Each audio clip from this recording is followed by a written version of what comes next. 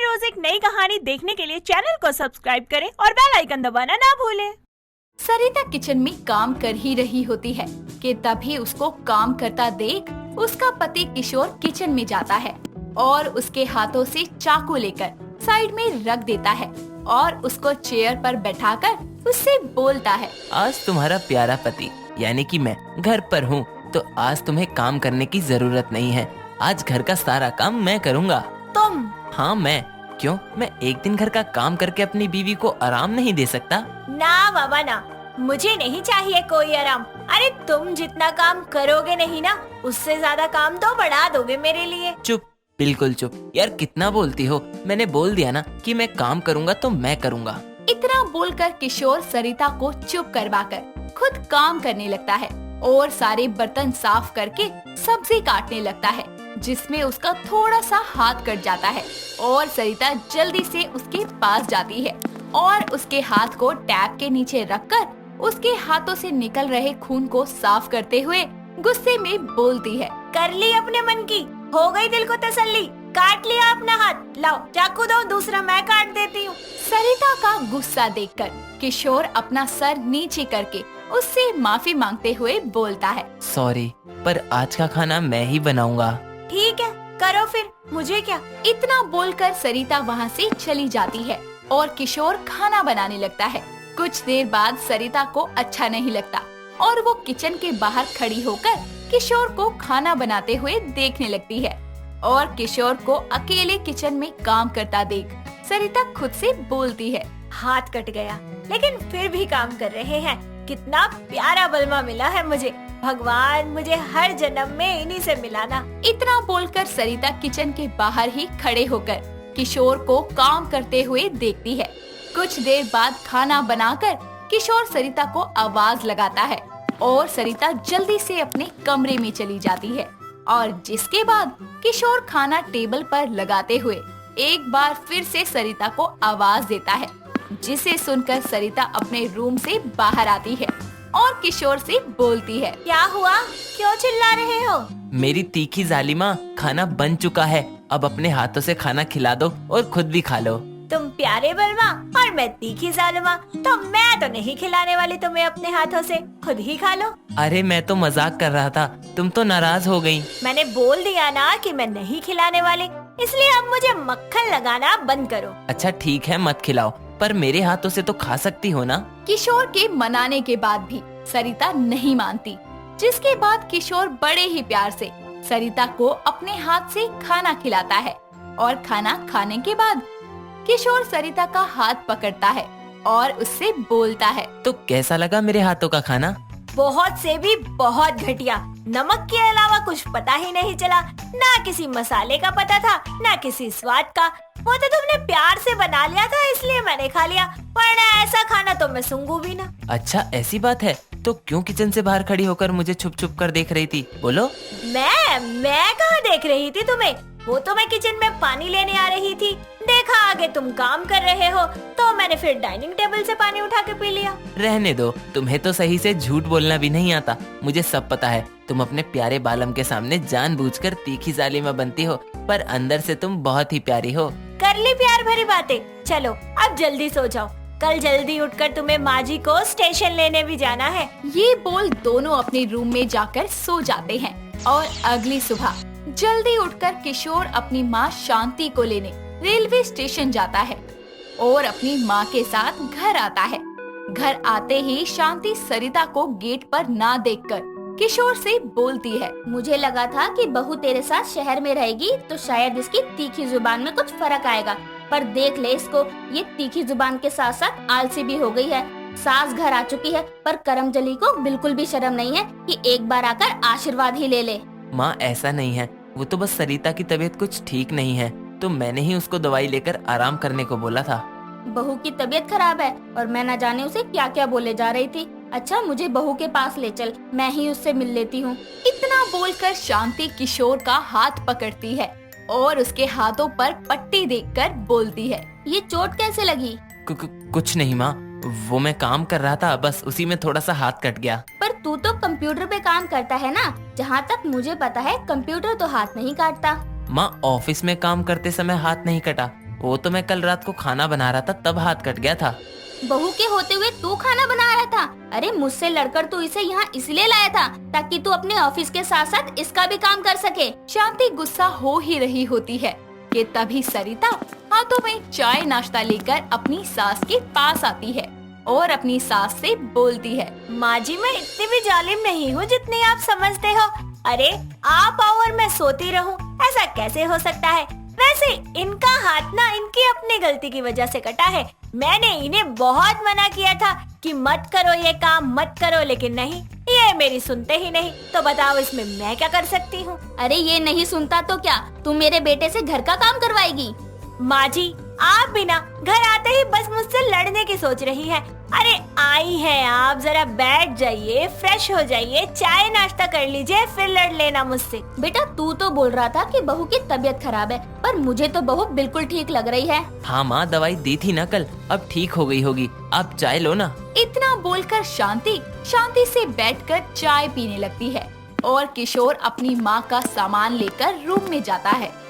कुछ देर बाद किशोर तैयार होकर ऑफिस के लिए निकल जाता है और जब शाम को घर आता है तो उसके आते ही सरिता उसे बोलती है, आ गई तुम?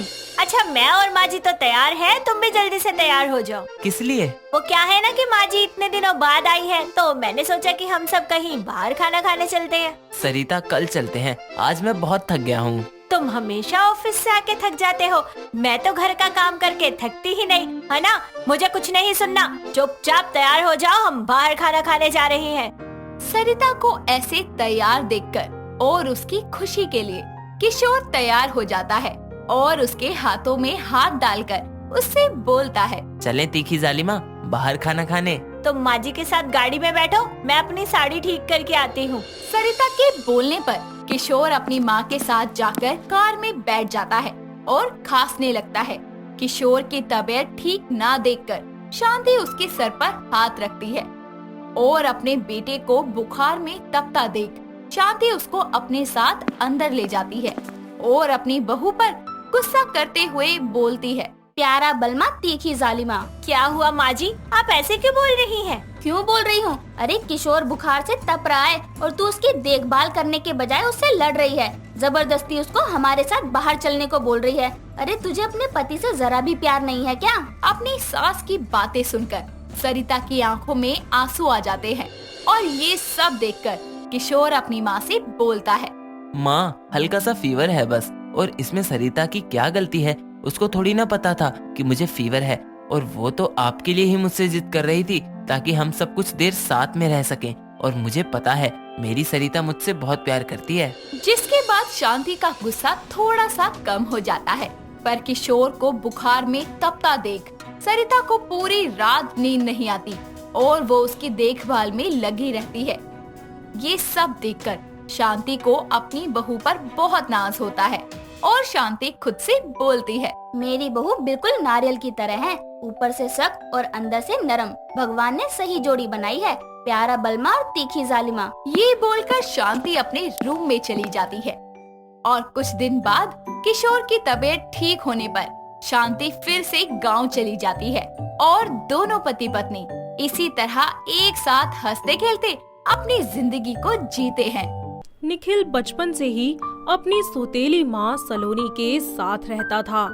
उसके लिए उसकी माँ ही उसकी पूरी दुनिया थी। पर निखिल बिना अपनी माँ को बताए रूपल नाम की लड़की से शादी कर लेता है, जो कि बहुत ही ज्यादा कम पढ़ी लिखी और गरीब घर से थी। ये बात जब सलोनी को पता चलती है तो वो इसे बिल्कुल भी बर्दाश्त नहीं कर पाती और उसे ये लगने लगता है कि कहीं निखिल उसके हाथों से ना निकल जाए। तो वो उसे अपनी बहू के रूप में स्वीकार कर लेती है और कुछ ही दिनों बाद, अरे ओ रूपल, कहाँ है बहू?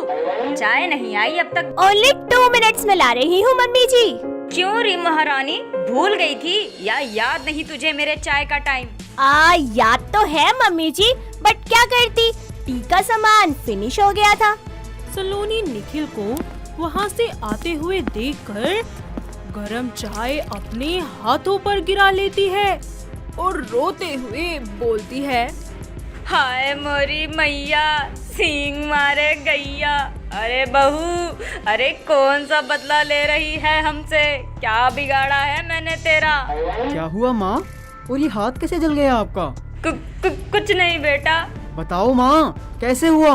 अब क्या बताऊं बेटा, बहू ने गलती से मेरे ऊपर चाय गिरा दी। ध्यान का रहता है तुम्हारा। रूपल, देखो माँ का कितना हाथ जल गया। जी इसमें हमारा कोई फॉल्ट नहीं है, वो तो मम्मी जी ने। निखिल ऑफिस चला जाता है और रूपल खाना बनाने के लिए रसोई में चली जाती है। रूपल चावल बना ही रही होती है कि तभी उसकी सास उसे आवाज देती है। अरे ओ नास पीटी रूपल की बच्ची, कहाँ मर गई तू, जो तुझे मेरी आवाज सुनाई नहीं दे रही?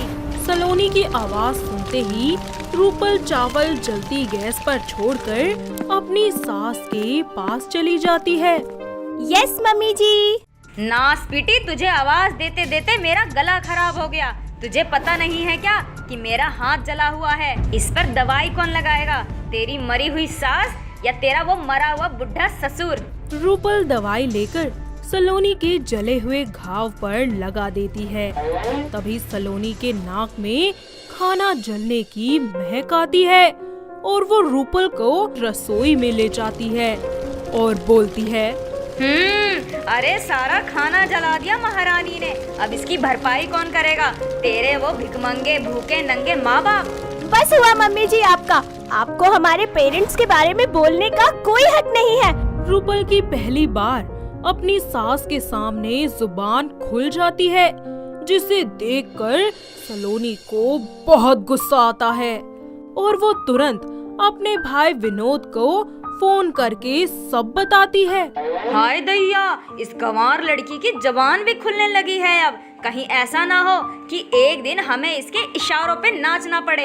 अरे मेरी प्यारी बहना, तू डर मत, तेरा भाई है ना अभी। और हाँ, सब कुछ मुझ पर छोड़ दे और मैं कल आ रहा हूँ। अगले दिन विनोद निखिल के घर आ जाता है और आते ही अपनी बहन के साथ रूपल को चाबुक से डराते हुए बोलता है, अगर अब जुबान चलाई तो आगे पता है ना क्या होगा प्यारी बहू। रूपल बहुत डर जाती है और डरते हुए अपने पति को सारी बात बता देती है। निखिल तुरंत अपनी माँ के पास जाकर उनसे बोलता है, माँ, मैं ये क्या सुन रहा हूँ? मामा जी ने मेरी रूपल को डराने धमकाने की कोशिश की और आपने उनका साथ दिया। बेटा, बहू को ऐसा लगता है कि मैं उसकी सौतेली सास हूँ और मैं उससे नफरत करती हूँ, पर ऐसा नहीं है बेटा। गलती बहू की ही थी, पर फिर भी मैंने बहू का ही साथ दिया, ना कि भैया का। निखिल जी, हम सच बोल रहे हैं, हमने कुछ नहीं किया। मम्मी जी झूठ बोल रही है। बस बहुत हुआ रूपल, अब मैं एक लफ्ज नहीं सुनूंगा अपनी माँ के खिलाफ, समझी? अपनी माँ के आंसू देखकर और रूपाली के चेहरे पर डर देखकर निखिल समझ नहीं पाता कि आखिर कौन सही है और कौन गलत। पर रूपाली सब समझ जाती है और डर डर कर जीना छोड़ देती है। ऐसे ही एक दिन विनोद और सलोनी आपस में बात कर रहे होते हैं। भैया, वो गंवार लड़की कुछ ही दिनों में इस घर की महारानी बन जाएगी। कुछ करो भैया, कुछ ऐसा कि जिससे सांप भी मर जाए और लाठी भी ना टूटे। कोई बात नहीं बहना, बन जाने दे उस गवार को इस घर की महारानी। उसके महारानी बनते ही हम उन दोनों पति पत्नियों को हमेशा के लिए इस घर से भगा देंगे।